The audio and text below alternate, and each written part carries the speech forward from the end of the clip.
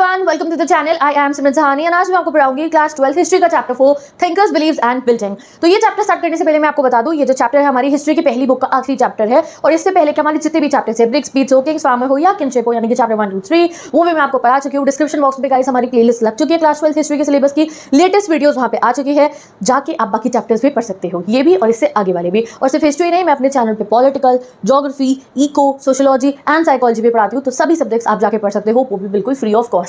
तो आज हमें पढ़ना अपना chapter 4 thinkers, believe and building. तो थिंकर्स कौन हुए? वो लोग जो सोचते हैं। और यहाँ हम कोई नॉर्मल थिंकर्स के बारे में नहीं पढ़ने वाले हैं, हम द ग्रेट थिंकर्स के बारे में इस चैप्टर में पढ़ने वाले हैं। हम लॉर्ड बुद्धा के बारे में इसमें पढ़ने वाले हैं, हम महावीरा जी के बारे में इसमें पढ़ेंगे एंड यहाँ पे हम हमारे हिंदू ट्रेडिशंस के बारे में भी पढ़ने वाले हैं कि जब हम मंदिर जाते हैं, आपने बहुत सुंदर सुंदर मंदिर हमारे हिस्टोरिक टाइम्स के देखे होंगे। जैसे अगर आप साउथ इंडिया में जाओ तो हमारे बहुत अलग अलग से टेम्पल बने हुए हैं, नॉर्थ इंडिया में भी है। तो आज आप जानोगे कि जब वो टेम्पल बनते थे तो क्या क्या चीज़ों को ध्यान में रखा जाता है, और आज भी जब कोई टेम्पल बनता है तो क्या क्या चीज़ें ध्यान में रखी जाती है, किस टाइप से वो बनते हैं। आपने बुद्धिस्ट स्तूपास को जरूर देखा होगा, जैसे सांची स्तूपा मॉन्यूमेंट के बारे में हम कई बार पढ़ते आए हैं और आप में से शायद कुछ बच्चों ने सांची स्तूपा सच्ची में भी देखा हो। तो वो स्तूपा क्यों बनाए जाते थे बुद्धिज्म में और कैसे बनाए जाते थे, ये सब चीजें आप जानने वाले हो। तो अभी तक हम हिस्ट्री में क्या पढ़ रहे थे, हिस्ट्री की शुरुआत कैसे हुई, हमने हड़प्पा वालों के बारे में पढ़ा, फिर हमने राजा महाराजाओं के बारे में पढ़ा, मगध के बारे में, आगे वाले किंगडम्स के बारे में, एंड थर्ड चैप्टर में हमने सोसाइटी के बारे में पढ़ा कि हमारे इंडिया के अंदर वन सिस्टम फॉलो होता था। देवर जो है हमारे 4 वर्ण थे, याद है 4 वर्ण? जल्दी से कमेंट सेक्शन में लिख दो, पिछला चैप्टर रिवाइज हो जाएगा। आज हम आ गए हैं,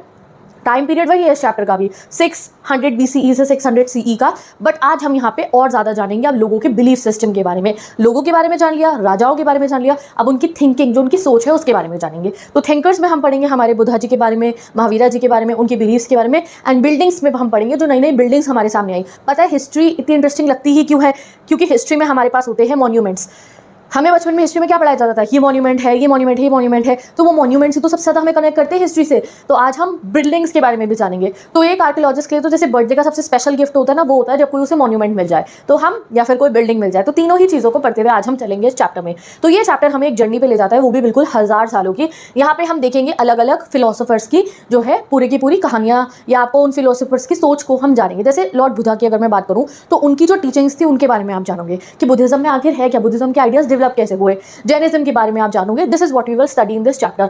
अब कुछ हमें ओरल और रिटन वे में मिली है, यानी कि अगर मैं आपको बताऊं तो बुद्धा जी ने कभी अपनी बातें जो वो लेक्चर्स देते थे कभी लिखे नहीं थे, वो सिर्फ बोलते थे उनको। बाद में उनके आने वाले जो डिसाइपल्स थे उन्होंने लिखे थे। तो हमारे पास ओरल और रिटन रिसोर्सेज हैं, स्कल्पचर्स हैं, आर्किटेक्चर है हमारे इतिहास को जानने के लिए, ठीक है।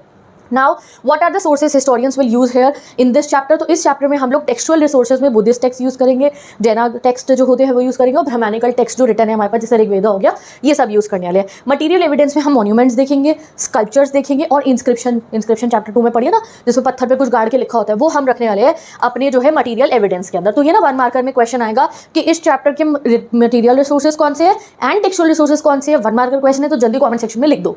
अब गाइस हाईलाइट आता है इस चैप्टर का, दी सांची स्तूपा। तो जो सांची स्तूपा है, फोटो देख सकते हो, ये one of the most preserve जो है हमारा स्तूपा है बुद्धिज्म का, मतलब सबसे अच्छी हालत में। There are many stupas, but जो सबसे अच्छी हालत में हमें मिला है वो यही स्तूपा है, ठीक है। और ये जो है हमें आर्ट दिखाएगा, कल्चर दिखाएगा हमारी कंट्री का।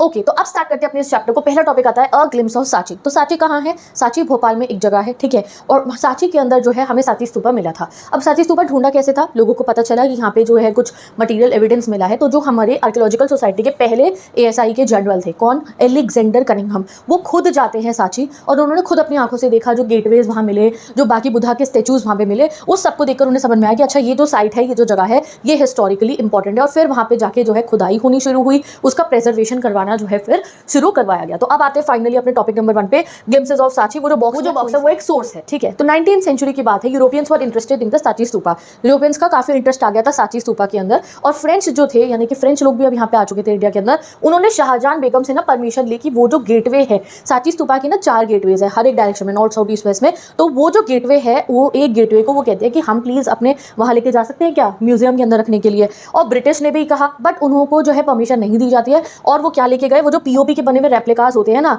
वो उनको लेकर गए। तो थैंक गॉड कि उस समय इनको परमिशन नहीं मिली, वरना ये हमारे ब्यूटीफुल जो ये होते हैं ना, उनको अपने वहां लेके चले जाते गेटवेज को। कई बार ब्रिटिशर्स ऐसा करते थे कि जो हमारे यहाँ के बड़े बड़े मॉन्यूमेंट्स निकलती थी ना, क्योंकि इंडिया का तो इतिहास इतना बढ़िया है, तो कहीं से मॉन्यूमेंट निकल रहा है, कहीं से मॉन्यूमेंट निकल रहा है, ये उठा के अपने गार्डनों में सजाने ले जाया करते थे कि अपने गार्डन में लगा लिया। कोई स्टैच्यू निकला है, कई म्यूजियम में भी इनके रखे हुए हैं, बट कई बार ये ऐसे, मतलब उससे क्या हो रहा है, उन वहाँ ले जाने से हमारी हिस्ट्री लूटी जा रही है। इतना इंपॉर्टेंट रहता है एक मॉन्यूमेंट का एक कंट्री के, उसी कंट्री के अंदर होना, रादर देन अगर वो कहीं और पड़ा हो तो कई बार ये लोग लेके जाते थे। बट थैंक गॉड जो हमारा सांची स्तूपा का गेटवे था वो बच जाता है। वो किसकी वजह से बचता है? वो बच जाता है हमारी रूलर ऑफ भोपाल जो थी उस समय पे शाहजहां बेगम और उनकी जो सक्सेसर थी सुल्तान जहां बेगम। जब इन दोनों लेडीज़ की वजह से, इन दोनों बेगम की वजह से, हमारा जो है रूलर्स की वजह से ये गेटवे बच जाता है। इन्होंने ही पूरा का पूरा मनी यानी कि जो फंडिंग होती है ना वो दी थी सांची स्तूपा को प्रिजर्व कराने के लिए। यानी कि अगर आप प्रिजर्वेशन करा रहे हो स्तूपा का तो उसमें पैसा लगेगा। जैसे ना मिट्टी के ढेर के नीचे या इधर उधर चीज़ें है उनको खोदना, उन्हें निकालना, उन्हें फिर सही सलामत करके रखना, तो वो सब काम में पैसा जाता है। और इतने सारे आर्कोलॉजिस्ट आएंगे तो उनके लिए गेस्ट हाउस बनवाना, रहने का बंदोबस्त करना,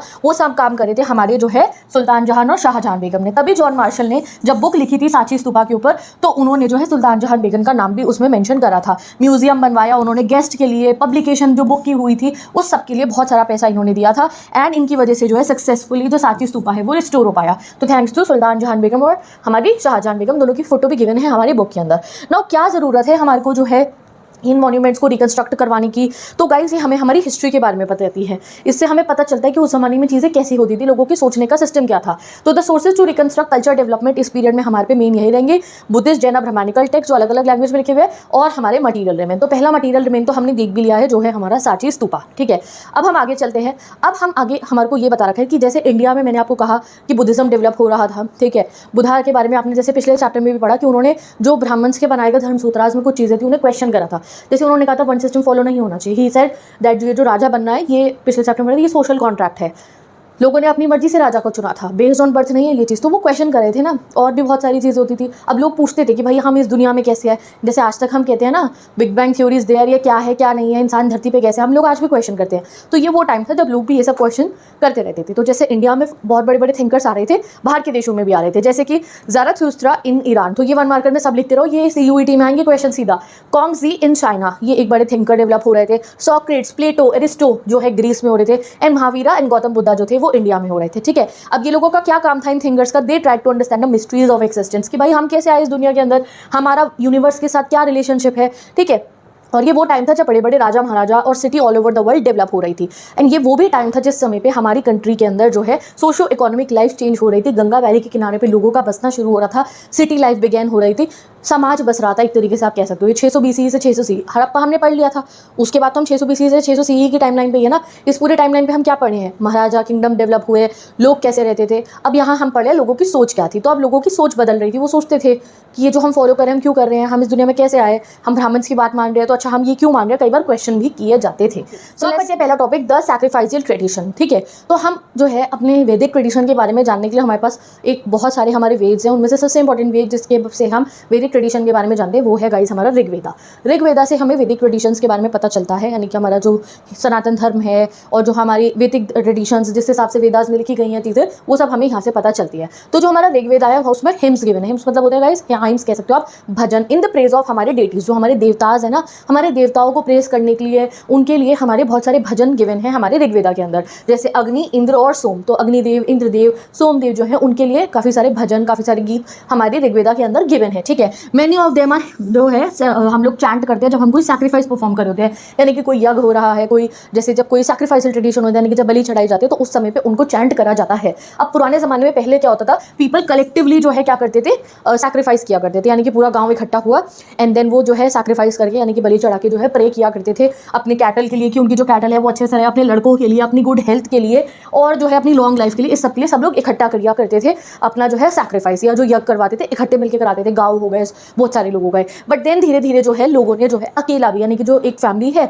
उसमें 20-25 लोग हैं तो हेड ऑफ द फैमिली ने कहा हम अपने फैमिली वाले जो मिलकर हैं हम यज्ञ कराएंगे, हम सैक्रिफाइस कराएंगे, ये होना जो है स्टार्ट हो जाता है for the wellbeing of domestic unit, यानी कि अपनी डोमेस्टिक यूनिट, अपने परिवार की सलामती के लिए। ठीक है, जैसे आप लोग मन्नत मांगते हो ना, और वैसे ही जैसे लोग हवन करवाते हैं जब कुछ बुरी चीज़ चल रही होती है घर में तो हम कहते हैं भगवान का नाम लेना चाहिए, वैसे ही उस ज़माने में अच्छी सेहत के लिए, सब चीज़ों के लिए हम लोग जो है और आज भी हम लोग हवन करवाते हैं। तो यहाँ हवन भी होते थे एंड उस ज़माने में सेक्रीफाइसल ट्रेडिशन भी होता था बहुत ज़्यादा, तो वो सब करवाया जाता था। ठीक है ना, मोर एलेबोरेट सेक्रीफाइसेस, यानी कि बहुत एलेबोरेट लेवल के सेक्रीफाइसेस कौन करवाता था, वो कराता था राजा, बड़े बड़े वॉर से पहले, जैसे कि राजसूय यज्ञ और अश्वमेध यज्ञ। अश्वमेध यज्ञ के बारे में पता है? अश्वमेध यज्ञ जो है, अगर कोई नॉलेज है आपको इसके बारे में तो मुझे कमेंट सेक्शन में बताओ। अश्वमेध यज्ञ भी जो है बड़े बड़े राजा जो थे वो करवाया करते थे, जिसमें एक हॉर्स होता है, उसको जो है खुला जो है यज्ञ के बाद में उसको खुला छोड़ दिया जाता है, फिर वो अलग अलग अलग अलग किंगडम्स में से जो है भागता हुआ जाता है, और जिसको जो है जो राजा होता है उसको वो हॉर्स को भेजने का मतलब ये होता है कि अगर किसी किंगडम किंगडम ने, जैसे वो दूसरे किंगडम से गया, ए किंगडम के राजा ने भेजा, और अगर डी किंगडम के राजा के वहाँ से अगर वो हॉर्स गया,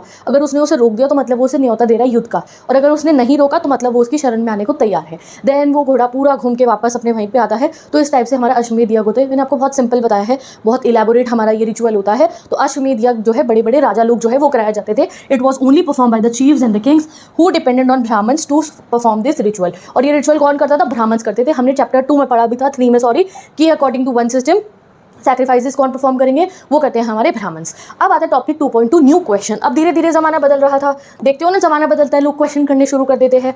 तो नया जमाना बदल रहा था, और जो है अब हमारे यहाँ पे लिखे गए उपनिषद। ठीक है, उपनिषद में हमें पता चला कि अब लोगों का इंटरेस्ट आ रहा था कि भाई मरने के बाद क्या होता है। और ये जो कर्मा हम लोग कहते हैं कि हमारे कर्मों से ही सब कुछ जुड़ा हुआ है, तो क्या कर्म की वजह से ही हमारा अगला जन्म डिपेंड करता है? ये सब बातें लोगों ने जो है करनी शुरू कर दी, और इसके ऊपर बड़ी बड़ी डिबेट्स होती है। हॉटली डिबेटेड टॉपिक, जैसे आजकल ट्रेंड में आप लोग अलग अलग चीज़ें चलाती हो ना, तुम्हारा तो इंस्टा रील चल रही है आजकल, ट्रेंड में कोई तरीके की बात तो होती नहीं है। बट जो है यूजुअली उस जमाने में भी लोग इतना ज़्यादा डीप लेवल पे जाके सोचना उन्होंने शुरू करा, हम यहाँ कैसे आए, हमारी मरने के बाद क्या होगा। तो ये सब चीज़ों को जो है काफ़ी डिबेट करा जाता था, लोग काफ़ी कंसर्न रहते थे। ठीक है, and outside the Vedic tradition where there was a single ultimate reality, ये लोग सोचते थे कि क्या एक ही है गॉड, ठीक है, क्या यूनिवर्स एक ही है। ये सब चीज़ें भी लोगों ने पूछनी शुरू कर दी। एंड जो है कई लोगों ने तो इवन सैक्रिफाइसल ट्रेडिशन, जो हमारे यहाँ पे बलि चढ़ाई जाती है, जो हम लोग जो है डिफरेंट जो हमारे रिचुअल्स हैं उनके ऊपर क्वेश्चन करना भी शुरू कर दिया कि हम लोग ऐसा क्यों करते हैं। तो ये सब चीज़ें जो है समाज के अंदर हो रही थी, तभी इस टॉपिक का नाम है न्यू क्वेश्चंस। ठीक है, अब बात करते हैं हम टॉपिक नंबर 2.3 की, डिबेट एंड डिस्कशन। देखो गाइस, जो मैं आपको पढ़ा रही हूँ ना, ये डायरेक्ट हमारी NCERT की लाइन्स को मैंने खुद से लेके पढ़ा रही हूँ। ठीक है, मैंने नोट्स बनाए हैं, वो थोड़े और शॉर्ट है, ये थोड़ा सा डिटेल वर्जन है। अगर आप मेरे नोट्स से पढ़ोगे उसके बाद तुम्हें कोई टेंशन ही नहीं है। वो नोट्स भी मैं आपको फ्री ऑफ कॉस्ट इंस्टाग्राम पे प्रोवाइड करूँ, just you have to go and follow the जो मैंने ग्रुप बना रखा है, वहाँ जाके आपको मुझे फॉलो करें and you will be added in the group.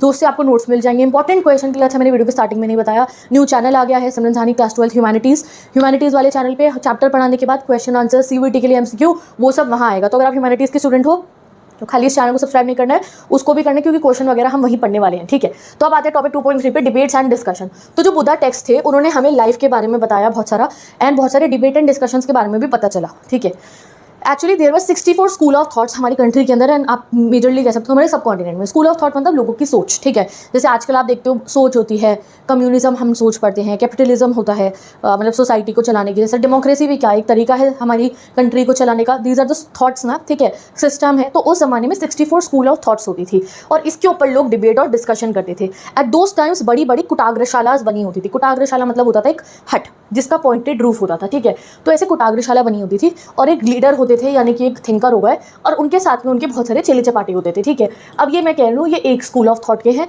और ये आए हमारे दूसरे जो है थिंकर, और इनके चेले हैं इनके साथ में। ठीक है, ये चेला 1, चेला 2, चेला 3, चेला 4, बहुत सारे बना दिए मैंने, ये इनका झुंड है।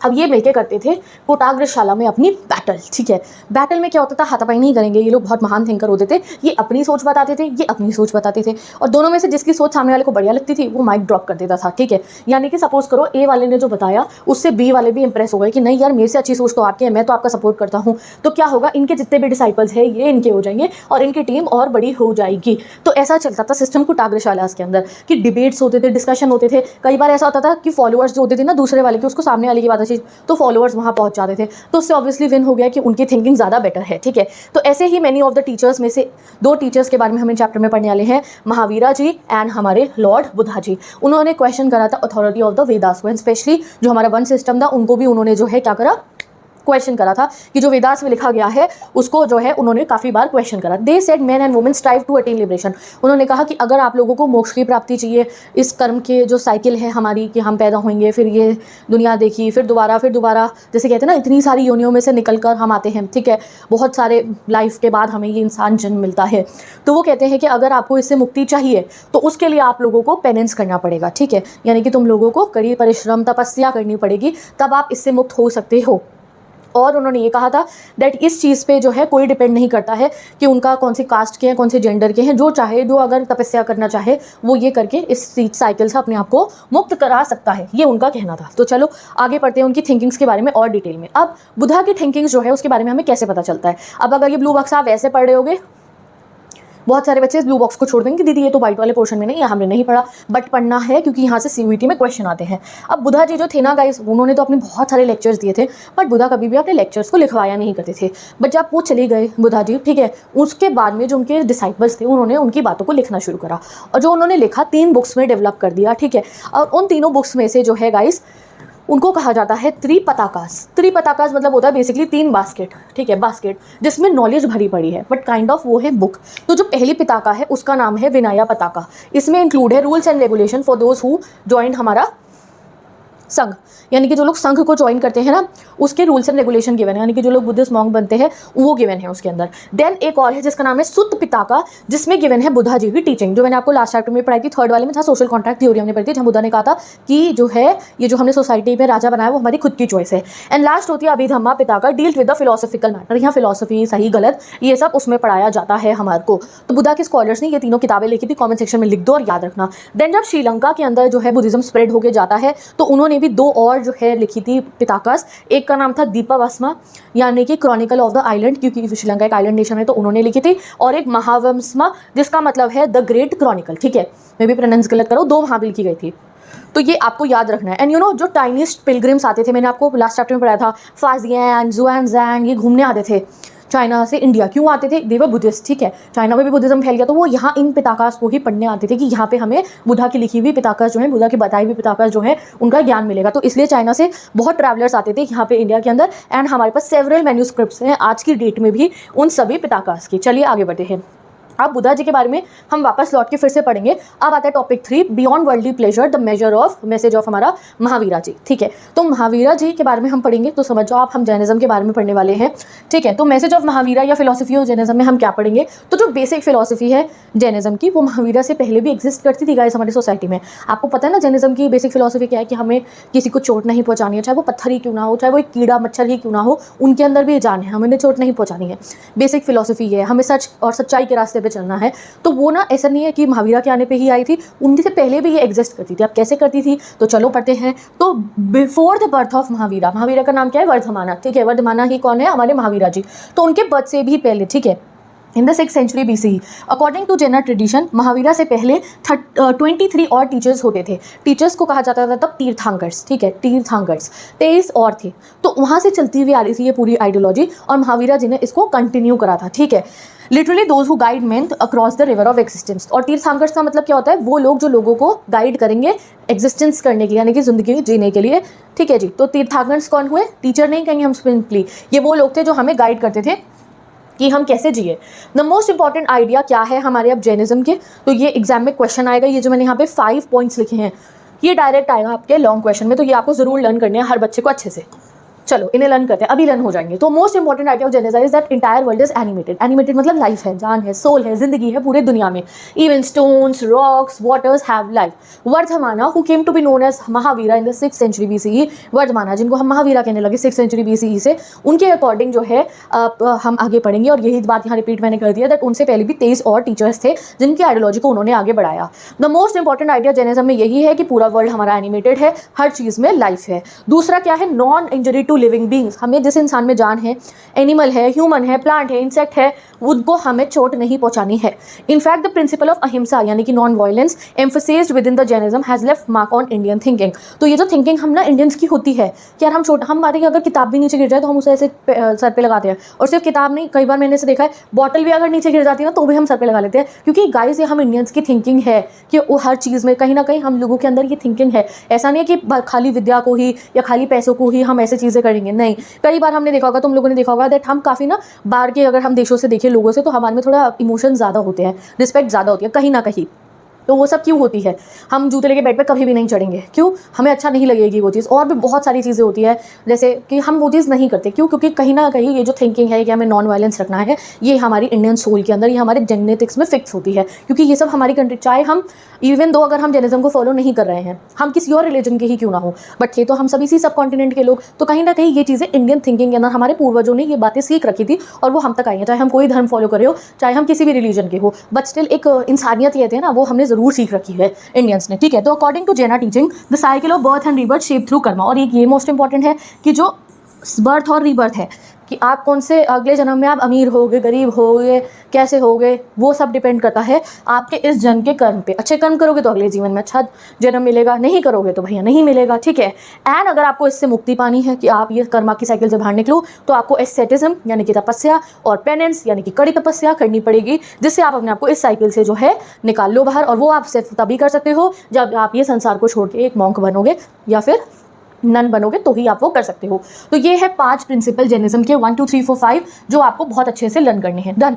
अब आते हैं, अगर कोई इंसान कहता है कि मुझे साइकिल ऑफ बर्थ रीबर्थ से बाहर निकलना है, मुझे मोक्ष की प्राप्ति करनी है, तो उसको मैंने क्या कहा, मॉन्क और नन बनना पड़ेगा। तो जैना मॉन्क और जैना नन के क्या 5 रूल्स थे जो उन्हें फॉलो करने पड़ते हैं, तो चलो वो भी लर्न कर लो, क्योंकि एग्जाम में ये भी आता है। पहला रूल है, जैना मॉन्क्स जो होते हैं और नन होते हैं उन्हें 5 वाउज लेने पड़ते हैं। पहला है उसमें से एब्सटेन फ्रॉम स्टीलिंग, वो कभी चोरी नहीं करेंगे। दूसरा एब्सटेन फ्रॉम लाइंग, वो कभी झूठ नहीं बोलेंगे। तीसरा टू ऑब्जर्व सेलिबेसी, यानी कि वो कोई भी फिजिकल रिलेशनशिप में नहीं आएंगे। And last is the two abstain from possessing property, वो अपने पास कोई प्रॉपर्टी भी नहीं रख सकते। जैसे कोई हम जैसे वी सॉ बाबा, ठीक है, तो ये बाबा नहीं होते हैं, ये होते हैं मंक्स, ठीक है, जो तपस्या कर रहे हैं। तो ये बीइंग अ मंक, इन्होंने तो जिंदगी छोड़ दी है, ठीक है, इनको तो मतलब संसार छोड़ दिया, तो आप प्रॉपर्टी का क्या करोगे, तो ये प्रॉपर्टी अपने नाम पे नहीं रख सकते हैं। डन।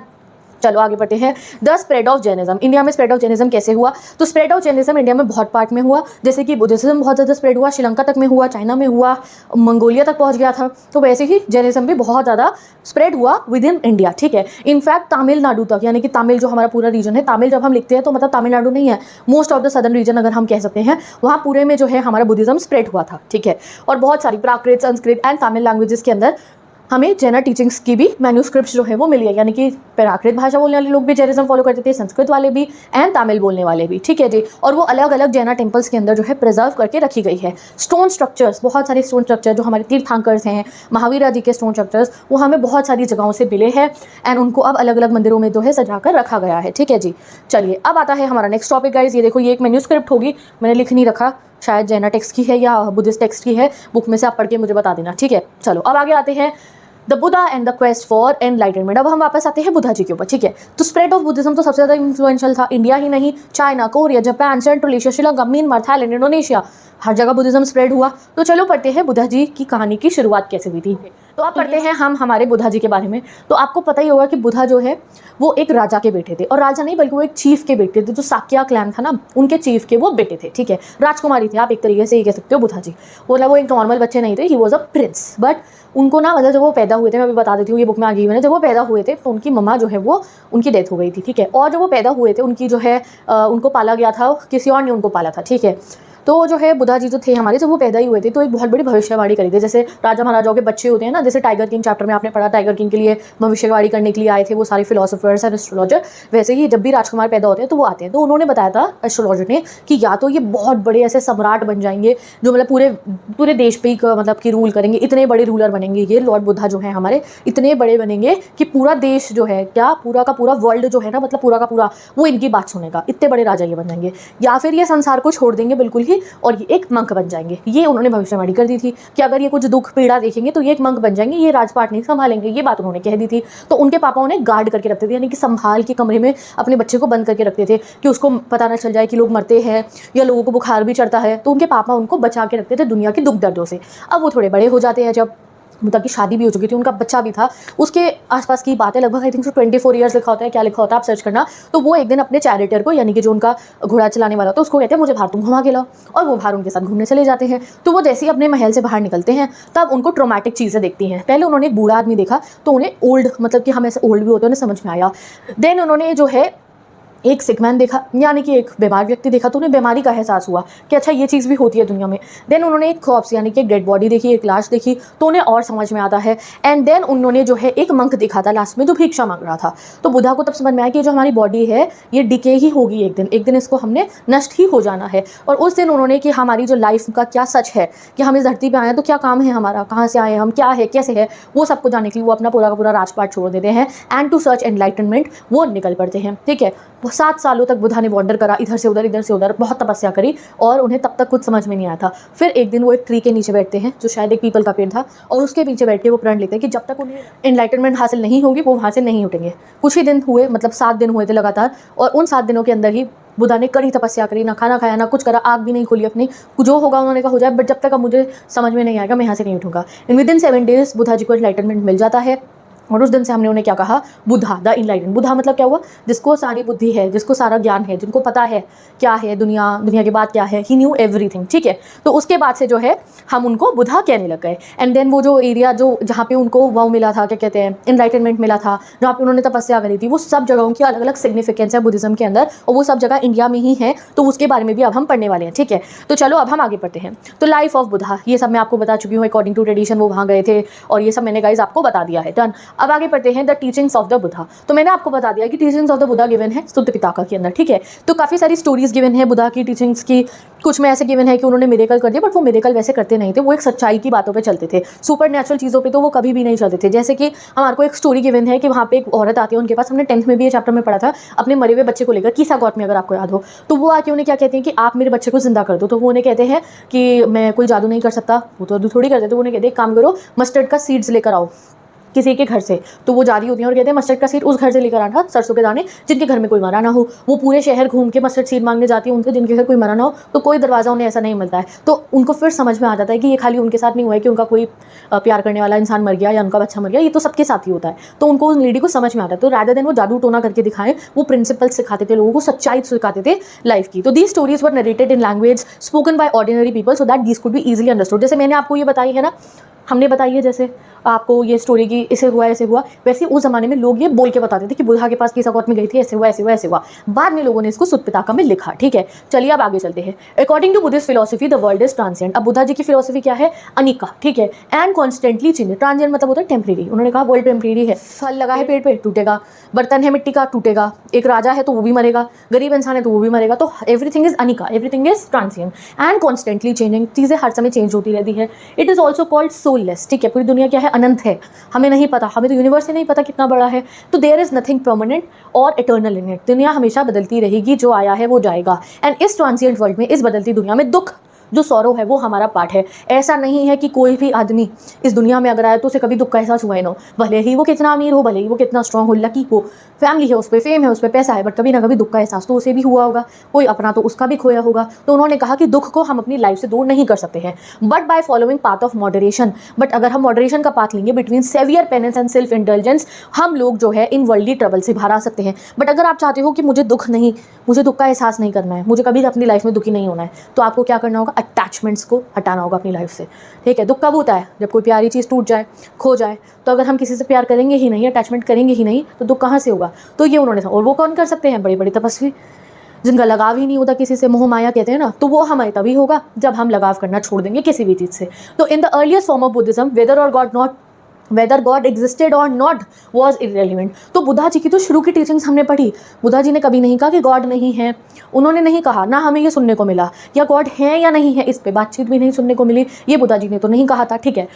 उनकी अर्ली टीचिंग में the Buddha regarded the social world as a creation of humans not divine origin. और उन्होंने बट ये ज़रूर कहा था, उन्होंने ये नहीं कहा कि भगवान नहीं, उन्होंने कहा कि जो हमारा सोशल ओरिजिन है वो डिवाइन ओरिजिन नहीं है। ऐसा नहीं है कि राजा भगवान ने बनाया है, भगवान जी ने एक बच्चे को पैदा करके भेजा और उससे कहा कि तुम राजा बनोगे क्योंकि तुम क्षत्रिय में आए हो, ये उनकी नहीं है, भगवान जी ने नहीं करा। ये राजा बनाना एक सोशल कॉन्ट्रैक्ट था। लोगों को लगा कि जो है पुराने ज़माने में लोग इकट्ठे रहते थे, फिर उन्होंने आपस में लड़ना शुरू कर दिया, जो है लालच बढ़ गया। तो फिर उन्होंने सोचा हम एक लीडर अपना इलेक्ट करते हैं और उसको कुछ राशन देंगे बदले में, वो हमारे को रूल करेगा। जैसे अब हमारे प्राइम मिनिस्टर हैं, हमारी पूरी पार्लियामेंट है, हम टैक्सेस पे करते हैं, इस टाइप से। उस ज़माने में उन्होंने कहा लोगों की अपनी मर्जी थी, अपने आप उन्होंने लीडर अपना इलेक्ट करा। देयरफॉर वो एडवाइस करते थे किंग को और घापतीस को कि आप हम्बल रहो, तुम राजा हो, इसका मतलब ये नहीं कि तुम बहुत बड़े कोई हो गए हो, तुम प्रजा की वजह से ही राजा हो, तो उनके साथ हम्बल रहो, ठीक है। Individual effort was expected to transform social relation. और उन्होंने कहा हर एक आदमी को चलना पड़ेगा एक अच्छे कदम पे, तब जाके सोसाइटी बदलेगी, ठीक है। सबको इंसानियत से चलना पड़ेगा। The Buddha emphasis individual agency and righteous action. वो कहते हैं सब अपने लेवल पे अच्छे काम करो and as the means to escape from cycle rebirth.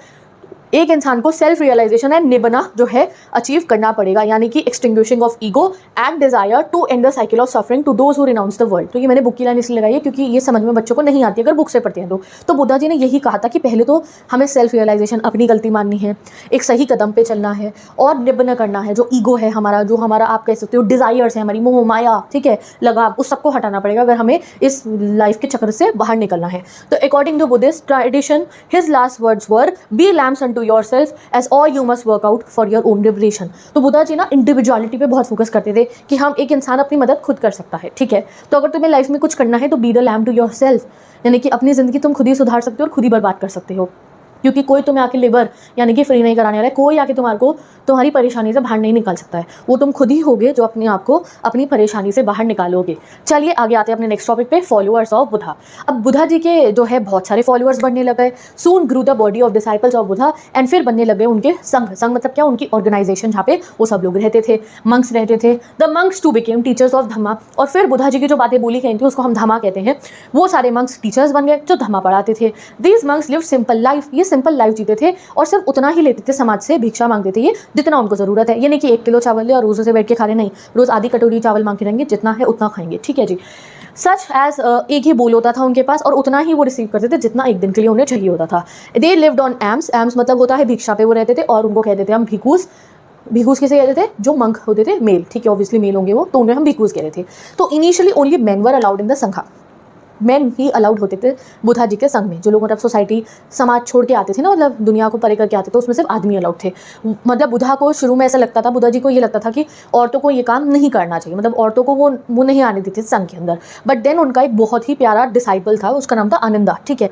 उन्होंने परसुएड करा उनको कि आप वुमेन को भी अलाउ करो, अगर कोई औरत चाहती है कि उन्हें साइकिल ऑफ रीबर्थ से बाहर आना है तो ऐसा नहीं है कि हम उन्हें मना करें, आप उन्हें अलाउ करो। तो उसके बाद से उन्होंने जो है बुद्धा ने उनको अलाउ कर दिया कि हाँ वुमेन भी आ जाए। और कौन बनती है बुद्धा की जो है पहली जो है नन, जो बुद्धा के संगा में आती है, वो थी उनकी फॉस्टर मदर। मैंने आपको कहा था उनकी मदर की डेथ हो गई थी, तो उनकी जो फॉस्टर मदर थी जिनका नाम था महाप्रजापति गौतमी, वो उनकी पहली नन आती है उनके संघ के अंदर। एंड उनका नाम क्या रखा हमने फिर, मतलब वो लोग कौन हुए थे, वो हुए थे भिकुनीस। जैसे मंक्स को भिकूस कहते थे, ये होते थे भिकुनीस, ठीक है। Many women who enter the संघ बिकेम द टीचर्स ऑफ धम्मातु। तो यहाँ पे ये डिफरेंशिएशन नहीं हुआ कि लड़के ही टीचर बनेंगे धम्मा पढ़ाने वाले, जब लड़कियां आई तो लड़कियों को भी बनाएंगे। The Buddha's follower came from all the social group, Buddha के फॉलोअर हर सोशल ग्रुप से आ सकते थे। ये नहीं कि राजा जाएगा, ब्राह्मण जाएगा, शूद्रा जाएगा, वैश्य जाएगा, नहीं, क्राफ्टमैन है जाए, किसी भी जाति का है, किसी भी धर्म का है, वो वहाँ जा सकता है। Once person get into Sangha, सब लोगों को इक्वल रिगार्ड करते थे। अगर एक जना संघ में अगर आ गया उसके बाद सब इक्वल है। तुम राजा थे तो आज भिकुनी हो तो हो, रानी थी भिकुनी हो तो हो, ये नहीं कि तुम अंदर जाके कहोगे कि भाई मैं तो ऊपर वन का हूँ, ये वहाँ नहीं हो सकता था, फिर तुम सब इक्वल हो। The internal functioning of the Sangh was based on tradition where decision were taken through discussion and voting. और संघ के अंदर कार्यक्रम कैसे चलते थे, मेजोरिटी की वोटिंग पे, ठीक है। वहाँ पे ये नहीं कि एक रूलर है, नहीं, वोटिंग पे सब कुछ चला करता था। बुद्धिज़्म बहुत ज़्यादा चला बुद्धा की लाइफ टाइम में भी, बट बुद्धा के मरने के बाद वो और स्पीड पे पकड़ा गया, यानी कि बुद्धा के जाने के बाद बुद्धिज़्म बहुत ज़्यादा फैला। द इंपॉर्टेंस इतना ज़्यादा बुद्धा के जो है फैला, क्यों बुद्धिज़्म क्यों फैला, क्योंकि वो जो इतनी सिंपल आइडियोलॉजी थी ना कि जो है हमें सुपैरिटी बेस्ड ऑन बर्थ नहीं करनी है, जो वन सिस्टम को उन्होंने कहा कि ये गलत है, तो काफ़ी लोग जो वन सिस्टम के खिलाफ थे उन्होंने खुद की हामी भरी उस बात में। Emphasis is placed on Meta, यानी कि फेलो फीलिंग, ये कि आप एक दूसरे के दर्द समझो, एक दूसरे की फीलिंग समझो। एंड करुणा, वो कहते थे कंपैशन रखो लोगों के लिए, ये कोई दया करो आप लोगों के पर, सामने वाले को अगर दर्द हो रहा है तो ये नहीं हंसो उसके दर्द पे। तो वो ये सब चीज़ें समझाते थे। जो यंगर लोग हैं, अपने से छोटे लोग हैं, उनका ध्यान रखो, जो बड़े हैं उनकी रिस्पेक्ट करो। तो ऐसी सिंपल बातें वो अपनी टीचिंग्स में करते थे, जो मुश्किल नहीं है किसी के लिए फॉलो करना। तो हर कोई बुद्धा की टीचिंग से इंप्रेस होते थे। और जो है रूल फॉर मॉन्क्स एंड नंग हमारा आता है नेक्स्ट टॉपिक। तो जैना मॉन्क और नन के रूल पढ़े थे ना, अब आते हैं बुद्धिस्ट मॉन्क और नन के रूल, ठीक है। तो there are some of the rule जो हमारे गिवन है किसके अंदर, विनया पितामह के अंदर, जैसे मैंने आपको बताया। जैसे कि व्हेन अ न्यू ब्लैंकेट या रग अगर किसी भिखू को मिलता है तो वो एटलीस्ट 6 साल तक उनके पास रहना चाहिए, उससे पहले उन्हें नया ब्लैंकेट नहीं मिलेगा। Before the completion of 6 year, अगर किसी भीखू को नया वाला ब्लैंकेट चाहिए तो वो बाकी भीखू से अथॉरिटाइज करने के बाद ही मिलेगा। It is to be forfeited and confessed, पूरा बताना पड़ेगा तब वो मिलेगा। इन केस भीखू में एक्सेप्ट, अगर किसी भीखू ने 2 से 3 बोल केक से ज़्यादा या जो चावल है उससे ज़्यादा किसी घर से लिया है, he should accept more than that, it is to be confessed. तो वैसे 1 बोल ही लेना होता है या 2 बोल, बट अगर 2-3 से ज़्यादा किसी ने केक या राइस वगैरह लिए हैं, केक इसलिए ना वो राइस केक वहाँ बाहर के देशों में भी तो ये पहुँच चुका था, तो यही सोच लो तुम, तो केक राइस वगैरह जो भी किसी ने ज़्यादा लिया तो उसे बताना पड़ेगा, ठीक है। Having accepted 2 or 3 bowls and having taken them from them is to share among the भिखूस। अगर ऐसा हो कि उसने ज़्यादा ले लिया तो घर आके शेयर करना पड़ेगा बाकी भिखूस के साथ में, यानी कि अपने पास बहुत सारा रख के तुम जमा कर लो। Any bhikkhu who is living the lodging which belongs to Sangha must inform to other bhikkhus. अगर वो अपना लॉजिंग जहाँ पे वो रहते हैं वो छोड़ के दूसरी जगह जा रहे हैं तो उन्हें इन्फॉर्म करना पड़ेगा, ठीक है। चलिए अब आते हैं टॉपिक नंबर 7 पे, स्तूपास पे। तो अब बुद्धिज्म के बारे में पढ़ लिया, अब बुद्धिस्ट मॉन्यूमेंट्स के बारे में हम पढ़ने वाले हैं। तो फ्रॉम द अर्लीस्ट एज लोग ना बहुत मतलब एक्साइटेड रहते थे मॉन्यूमेंट बनाने के लिए। मॉन्यूमेंट बनाए जाते थे, अलग अलग चीज़ों पे नक्काशी करी जाती थी, ये हम इंडियंस की पहचान थी, ठीक है। तो from the earliest time people का बहुत खुशी होती थी उनको कि वो अलग अलग चीज़ों को मॉन्यूमेंट्स बनाते थे। एंड वो ये भी करते थे, अलग अलग चीज़ों को सेक्रेड घोषित करते थे। सेक्रेड मतलब होता था पवित्र। आपने ही देखा होगा हमारे यहाँ पे बहुत सारे पवित्र मंदिर हैं, ठीक है, पवित्र पेड़ हैं, हम पेड़ों की भी पूजा करते हैं, तो ये चीज़ हमारे ट्रेडिशन के अंदर है। चाहे वो पेड़ हो, चाहे वो कोई पत्थर हो, बहुत सारी चीज़ों को हम क्या कहते हैं, पवित्र कहते हैं। बहुत सारी श्राइन्स हैं हमारे यहाँ पे, ठीक है, और उनको वहाँ पे जाके हम पूजा करते हैं। तो बुद्धिस्ट ट्रेडिशन के अंदर भी जो है there are mention of several chaityas. जैसे हम लोग श्राइन पे जाते हैं ना, तीर्थ स्थल जैसे हम गए, ठीक है, पिलग्रिमेज पे हम जाते हैं, तो वैसे ही बुद्धिज्म के अंदर भी बहुत सारी श्राइन्स हैं। वो क्या क्या है, वो सारी जगह वो है जहाँ जहाँ बुद्धा अपनी लाइफ टाइम में गए थे। जैसे कि पहली जगह है लुम्बिनी, जहाँ पे बुद्धा का जन्म हुआ था। दूसरी जगह है बोध गया, जहाँ पे बुद्धा को एनलाइटनमेंट मिली, वो पीपल ट्री के नीचे जो मैंने आपको बताया। तीसरी जगह है जहाँ पे बुद्धा ने अपना पहला sermon दिया था, सारनाथ यानी कि बनारस। नेक्स्ट जगह है जहाँ पे बुद्धा ने निब्बन अटेंड करा था, वो है कुशीनगरा, ठीक है। ग्रेजुअली ये सब जगहें बहुत ज़्यादा सेक्रेड या पवित्र मानी जाने लगी, क्योंकि यहाँ बुद्धा जी गए थे। तो इसलिए यहाँ पे 200 साल बाद जब अशोका एम्परर थे, तो उन्होंने यहाँ पे अलग अलग मॉन्यूमेंट्स बनाने शुरू करवा दिए। जैसे अशोका ने लुम्बिनी में एक पिलर लगवाया जो मार्क करता था कि बुद्धा जी का जन्म यहाँ हुआ था, और उस पर भी धम्मा के प्रिंसिपल्स लिखे होंगे। बाय द 200 BCE जो हमारे अशोका जी थे, सम्राट अशोक, उन्होंने बहुत सारे स्तूपास बनवाने, मॉन्यूमेंट्स बनवाने शुरू कर दिए। भारूत में, सांची में, सारनाथ में, हर जगह उन्होंने स्तूपा बनवाने शुरू कर दिए। अब why were the stupas built, क्यों बनाए जाते थे स्तूपास? तो there were other places too that were regarded as sacred. ऐसा नहीं था कि खाली स्तूपा सेक्रेड थे, बहुत सारी जगह थी जहाँ पे सेक्रेड थी, बट फिर भी stupas were built because relics of Buddha such as उनके बॉडी के रिमेन्स, ऑब्जेक्ट्स जो उन्होंने यूज़ करे थे वो उनके माउंट्स में रखे गए थे। तो पता है क्या करा अशोका ने, जितनी भी चीज़ें बुद्धा ने अपने लाइफ टाइम में यूज़ करी थी या उनके रेलिक्स यानी कि उनके बॉडी के जो रिमेन थे, उनको उन्होंने अलग अलग स्तूपास में बंटवा दिया और वहाँ पे उन्होंने रखवा दिया, और लोग वहाँ जाते थे फिर मेडिटेशन करने के लिए, एंड फॉर द पवित्र जगह है वो लोग वहाँ जाते थे, ठीक है। तो the tradition of erecting stupas may have been pre Buddhist but they came to be associated with the Buddhism later on. तो जो है ना स्तूपा बनाने से मतलब, स्तूपा मतलब क्या है, गोल सेमी सर्कुलर ऐसे अंडाकार आकार, इग्लू हाफ साइज से कहो आप अपना, जो है हमारी अर्थ के ऊपर, ये शायद बुद्धिज्म के अलावा भी होता हो हमारी कंट्री के अंदर, किसी और ट्रेडिशन में भी, बट बुद्धिज्म में सबसे ज़्यादा हुआ ये, उसके बाद बुद्धिज्म से एसोसिएट होने लगा। Since they contain relics of Buddha ji, उसके अंदर बुद्धा जी के रेलिक्स थे, तो वो बहुत ही ज़्यादा इंपॉर्टेंट रहता था किसी भी जो है बुद्धिस्ट लोगों के लिए, ठीक है। तो according to Buddhist text known as Ashok Vandana, ठीक है, यानी कि अशोका ने जो है डिस्ट्रीब्यूट करे थे वो सारे रेलिक्स, तो मैंने आपको बताया, और उन पर बनवाए गए थे stupas. By the 2nd century BCE जो है हमारा नंबर ऑफ स्तूपास बहुत सारे बन चुके थे। जैसे कि यहाँ पे मैं आपको दिखाती हूँ गाइस, देखो ये अमरावती का स्तूपा है, ये भारूत का स्तूपा है, ठीक है जी, ये और सांची स्तूपा देखो यहाँ पे है। तो अलग अलग स्तूपास जो है गाइस वो बनाए गए थे। लुम्बिनी में मैंने आपको कहा पिलर इलेक्ट हुआ था, ये हो गया कुशीनगरा, तो अलग अलग स्तूपास बनवाए गए थे। तो ये याद रखना, ये मैप क्वेश्चन में आएगा, वो मैं बाद में करा दूंगी, ठीक है। नेक्स्ट क्वेश्चन आता है how were the stupas built. 7.2 topic पे आ गया, चैप्टर कंप्लीट होने वाला है हमारा। तो इंस्क्रिप्शंस में हमें पता चला है कि पूरा जो वो स्तूपा बनाना होता है उसका तरीका क्या होता था। तो inscriptions found on the railings and pillar of the stupas recorded donations made for building and decorating them. तो वैसे तो स्तूपा बनाने का हमें पता है, मैन्युस्क्रिप्ट वगैरह में हर जगह लिखा है, तो मैंने गलत पढ़ दिया था। इंस्क्रिप्शंस बनी हुई रेलिंग पे, जैसे एक स्तूपा है तो ये उसकी रेलिंग है, तो उसे कुछ इंस्क्राइब यानी कि गाड़ के लिखा हुआ है। क्या लिखा है? जिन लोगों ने डोनेशन दी है बिल्डिंग बनने की उनके नाम लिखे हैं, जैसे आजकल भी मंदिर में लिखे होते हैं। Some donations were made by king, राजा लोग ही देते थे, जैसे सातवाहना रूलर्स ने, ये हर जगह आ जाते हैं हमारे प्यारे सातवाहना रूलर्स। अदर वर मेड बाय गिल्ड्स, गिल्ड्स याद है ना, एक जाति के लोग जो इकट्ठे हो जाते हैं, जैसे स्वर्णकार, सुनार, जैसे लुहार, ये होती है गिल्ड। सच एसोसिएशन, जैसे कि आइवरी वर्कर ने फाइनेंस करा था गेटवे ऑफ सांची, ठीक है।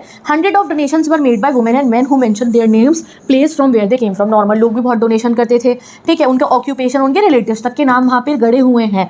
भिकोज एंड भिकुनीज ने भी कॉन्ट्रीब्यूट करा था काम करके वहाँ पे, और वो भी कॉन्ट्रीब्यूट करते थे, ठीक है जी। चलो आगे पढ़ते हैं और कैसे बने थे हमारे स्तूपास। अब आता है स्ट्रक्चर ऑफ द स्तूपा, ठीक है। तो ये होता है हमारे स्तूपा का स्ट्रक्चर। ये देखो, ये रहे चारों गेटवे, उनमें से एक बचा लिया था ना वो शाहजहां बेगम ने। ये ईस्ट वेस्ट नॉर्थ साउथ पूरा का पूरा, मतलब हमारा नॉर्थ साउथ ईस्ट वेस्ट सारे गेटवेज ये रहे, ये रहा स्तूपा का स्ट्रक्चर। अब इसको ध्यान में रखना, अभी दोबारा पढ़ाऊंगी इसे। तो जो हमारा स्तूपा वर्ड है ये संस्कृत वर्ड से आता है, जिसका मतलब है हीप। हीप मतलब होता है एक ढेरी, एक सेमी सर्कुलर, एक अंडाकार आकार जो हमारे अर्थ के ऊपर होता है, ठीक है। तो mound of the world later called anda. तो gradually it evolve into a more complex structure balancing around a square shape. तो देखो पहले तो हमारा स्तूपा ऐसे ही बनता था कि ये एक अंडा है, ये जो एक स्ट्रक्चर है इसको हम कहते थे अंडा। धीरे धीरे से कॉम्प्लेक्स करने लग गए। Above the anda was the harmika, यानी कि balcony like structure that represented the abode of gods. उसके बाद क्या हुआ, ये देखो मैं यहाँ दिखाती हूँ तुम्हें। पहले ये अंडा बनाया जाता था, ये एक अंडा हो गया। फिर यहाँ पे ये बैल्कनी दिख रही है तुम्हें, ये बैल्कनी सी ये बनाई जानी शुरू हो गई, और ये कहा कि यहाँ भगवान रहते हैं, ये अबोर्ड ऑफ गॉड है। डन, ठीक है। फिर क्या हुआ, अराइजिंग फ्रॉम द हर्मिका, यानी कि बैल्कनी से एक मास्ट था। मास्ट मतलब कि एक बड़ा सा डंडा, जिसको कहा जाता था यष्टि, ऑफन सरमाउंटेड बाय अ छतरी या फिर अम्ब्रेला। यहाँ पे लगा होता था एक डंडा, जहाँ पे क्या होगा वो छतरी होगी, अम्ब्रेला होगा, ठीक है जी। And around the mount was a railing separating the sacred place from the हमारा सेक्युलर वर्ल्ड, और पूरे माउंट के अराउंड एक रेलिंग होगी, ठीक है, रेलिंग। तो शायद मैंने तुम्हें थोड़ा गलत बता दिया, आई थिंक सो। ये है हमारी वो बैल्कनी जो अबोर्ड ऑफ द गॉड्स है, और ये रेलिंग है जो पूरे के पूरे समाज से, जो सेक्युलर वर्ल्ड है उससे इसको अलग करेगी, ठीक है जी। तो ये था हमारा पूरा का पूरा स्तूपा का स्ट्रक्चर।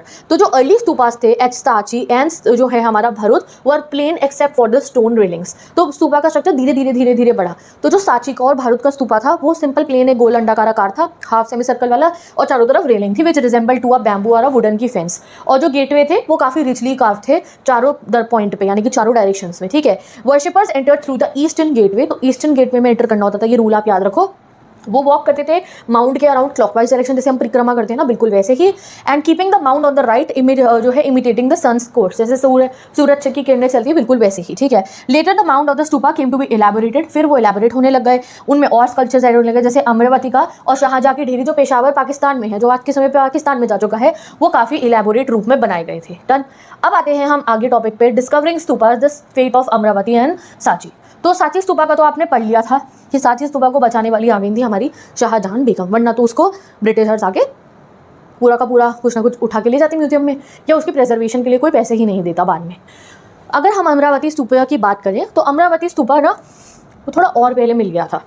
इन 1796 एक लोकल राजा थे अमरावती में, जिनका मन था कि वो टेम्पल बनवाएंगे, ठीक है, from the ruins of the stupa at Amaravati. उन्हें अमरावती स्तूपा में रुइंस मिले थे और वो इलेबोरेट वाला स्ट्रक्चर था, मतलब कि और बढ़िया से बना हुआ था। He decided to use the stone जो वहाँ अमरावती स्तूपा से मिला, and thought there might be some treasure buried in what seem to be the hill. तो उन्हें ऐसा दिखता था वो स्तूपा, उस बहुत स्ट्रक्चर थे, उन्हें लगा अंदर कोई खजाना होगा, बट वहाँ तो बुद्धा के रिलिक्स थे बस। सम ईयर्स लेटर एक ब्रिटिश ऑफिसर कलिन मैकेंजी, ब्रिक्सब्रिज वॉन में इनके बारे में पढ़ा था हमने, विजिटेड द साइट। वो वहाँ विजिट करे, उन्हें वहाँ सेवरल पीसेज ऑफ स्ट्रक्चर मिले और डिटेल ड्राइंग मिली उन्हें, और वहाँ जो रिपोर्ट उन्होंने लिखी थी वो कभी पब्लिश नहीं हुई उस स्तूपा को प्रोटेक्ट करने के लिए। 1854 में वॉल्टर एलियट जाते हैं, 8 मार्कर में आएगा ये क्वेश्चन, याद कर लो। जो कमिश्नर थे गुंटूर आंध्र प्रदेश के, वो अमरावती गए और उन्होंने वहाँ से सेवरल स्कल्पचर्स को कलेक्ट करा एंड वो उन्होंने मद्रास भेज दिए। These came to be known as the Elliott's Marble after that. उन सभी जो स्टोन्स के स्ट्रक्चर उन्हें एलियट्स मार्बल कहते हैं। He also discovered the remains of the western gateway and came to the, उन्होंने गेटवेज भी कलेक्ट करे थे, वेस्टर्न गेटवे को कलेक्ट उन्होंने करा था। एंड उन्हें ये पता चला कि जो अमरावती स्तूपा था, जो अब मतलब प्रॉपर नहीं रहा है, अब तो वो अगर आप आज के समय पे अमरावती स्तूपा को देखोगे तो वो बिल्कुल अलग दिखेगा, ठीक है। तो वो जो था वो सबसे मैग्निफिसेंट वन था, यानी कि सबसे अच्छे तरीके से जो बनाया गया था इलेबोरेट वे में वो था। By the 1850s some of the slabs of Amaravati were taken to different spaces, और अलग अलग जगहों पे ले गए। To the Asiatic Society of Bengal चला गया, कोई मद्रास चला गया। तो उन्होंने कहा ये चीज़ गलत होती है, अगर आप हिस्टोरिकल चीज़ जो जहाँ है वो वहीं रहती ना, मान्यता उसकी तब होती है, वरना उसकी जो है ना मतलब वैल्यू आप समझ नहीं पाओगे, तो ये गलत हुआ। It is usually to find this sculpture adorning the gardens of British administrators. मैंने आपको कहा ना उठा के अपने घरों में ले जाते थे ये। तो in fact any new official in the area continue to remove the sculpture from the site, और अपने घरों में ले जा लेते थे या कहीं और भेज देते थे। तो इस बात पे बाद में एच कोल ने कहा था कि ये एक सुसाइड है कंट्री की हिस्ट्री के लिए, कि अगर आप हमारे आर्ट को, हमारे स्ट्रक्चर को उठाकर उसकी ओरिजिनल प्लेस से कहीं और ले जाओ, चाहे हमारी कंट्री में रखो या कहीं और भी रखो। तो it seems to me suicidal that a country to be looted of its original works of ancient art. He believed that museum should have plaster cast famous of the sculpture. H.H. Cole ने कहा कि ठीक है, अगर आपको Buddhism दिखाना है museum के अंदर तो आप प्लास्टर वाले ले जाओ, प्लास्टर पीओपी का बना के ले जाओ, ओरिजिनल तो उठा के मत ले जाओ। अनफॉर्चुनेटली कोल की बात किसी ने नहीं सुनी, एंड अमरावती जो स्तूपा था हमारा उससे पहले ही उसकी सारी की सारी चीज़ें ले जाई गई। बट थैंक गॉड जो हमारा साची स्तूपा है तब तक उसको बचा लिया गया था, उसके जो है चीज़ों को बाहर लेके नहीं जाया गया, ठीक है। अब आते हैं वाई डिड चीज़ जो है बच गया था और हमारा अमरावती नहीं बचा था। तो उसका रीज़न ये है कि Amravati was discovered before scholars understood the value of the find, यानी कि उन्हें तब तक स्तूपा की वैल्यू नहीं पता थी कि अच्छा ये सम्राट अशोक ने इसलिए बनवाए थे, तब तक वैल्यू नहीं पता थी। जब साची डिस्कवर हुआ 1818 में, तो उसके चारों के चारों गेटवे में से 3 गेटवे बिल्कुल स्टिल स्टैंडिंग थे, यानी कि 4 गेटवे होते हैं ना, तो 3 स्टैंडिंग थे और एक वहाँ स्पॉट पे गिरा हुआ था, तो अच्छी कंडीशन में ये मिला था। Even so it was suggested that the gateway to be taken to the Paris और लंडन, बट तब भी उन्होंने कहा हम पेरिस या लंदन ले जाएंगे इस गेटवे को। और फाइनली जैसे भी आप समझ सकते हो बहुत सारी कोशिश हुई, शाहजहां बेगम ने करी, उनकी सक्सेसर ने करी, फाइनली वो बच जाता है and it stands whereas the Mahachaitya किसे कहा जाता है, अमरावती स्तूपा को, is now an insignificant little mount totally denuded its former glory. अगर आप यूट्यूब पे वीडियो देखना मेरे को कोई मिली तो मैं बता दूंगी कि अब वो पुरानी वाली ग्लोरी वाला नहीं है हमारा अमरावती का स्तूपा, ठीक है। तो now we have just seen sculpture of stupa, ठीक है, और उनके साथ क्या क्या हुआ। अब हम बाकी वैल्यूएबल चीज़ों के बारे में भी देखेंगे, ठीक है। अब आता है next topic, stories in stone. तो खाली स्तूपा ही नहीं होते थे, जैसे जो गेट है, गेट के ऊपर नक्काशी करके काफ़ी कुछ दिखाया गया होता था। तो उस ज़माने के लोग जैसे आजकल हम नक्काशी करते हैं ना, पत्थर करेंगे उस पर डिज़ाइन बनाएंगे, वैसे ही तब कहानियाँ लगा दी जाती थी पत्थरों के अंदर नक्काशी करके, ठीक है। तो चलो देखते हैं हम हमारा आगे का टॉपिक। यहाँ पे हमें अलग अलग फोटोज़ देखनी है। देखो ये हमारे सांची स्तूपा का एक गेट है। फोटो देखो क्या क्या अलग अलग सी चीज़ें बनी हुई हैं इसके अंदर, ये देख रहे हो, ये देखो ये एक गॉडेस टाइप नहीं लग रही आपको, ये यहाँ हाथी हैं, ये गॉडेस लग रही हैं, ठीक है। ये एक पूरी स्टोरी दिखा रखी है, देखो ये बैल है यहाँ पे बने हुए, ये क्या है, ये एक पूरी स्टोरी है। ये देखो एम्बलम बना हुआ है जो अब हम कहते हैं, ठीक है। अब आगे आप देखो मोर है यहाँ पे, तो पूरी की पूरी ये स्टोरी बनी गई है। ये चीज़ें हम अब पढ़ने वाले हैं। तो आर्ट एंड हिस्टोरियंस ने इन सब चीज़ों को केयरफुली स्टडी करा और फिर इन्हें पढ़ना शुरू करा। तो आर्ट हिस्टोरियंस हैड टू जो है acquire familiarity with the hagiographies of the Buddha in order to understand the Buddhist culture. तो बुद्धा के कल्चर पढ़ने के लिए बुद्धा की हेगियोग्राफी यानी कि बुद्धा की लाइफ की बायोग्राफी लिखे उसे पढ़ना पड़ेगा, तब समझ में आएगा कि उसमें क्या बना हुआ है। तो अकॉर्डिंग टू द हेगियोग्राफी बुद्धा को एनलाइटनमेंट कहाँ मिली थी, पेड़ के नीचे बोधगया में, ठीक है। Many earliest culture did not show the Buddha in a human form, और बहुत सारे अर्लीस्ट कल्चर में बुद्धा को ह्यूमन फॉर्म में नहीं दिखा रखा है, इनफैक्ट उनकी जगह अलग अलग सिंबल्स दिखा रखे हैं, जैसे कि एम्प्टी सीट, फिगर 4.14 अभी दिखा दूंगी, आप पीआईबी में लगा दूंगी, वहाँ पे खाली सीट दिखाई है, मतलब वो बुद्धा की सीट है, ठीक है। और जो है stupa was meant to be represent by the Mahaparinibbana, ठीक है। तो स्तूपा दिखाया है उनका, निब्न जब उन्होंने अटेंड करा था उसे दिखाने के लिए।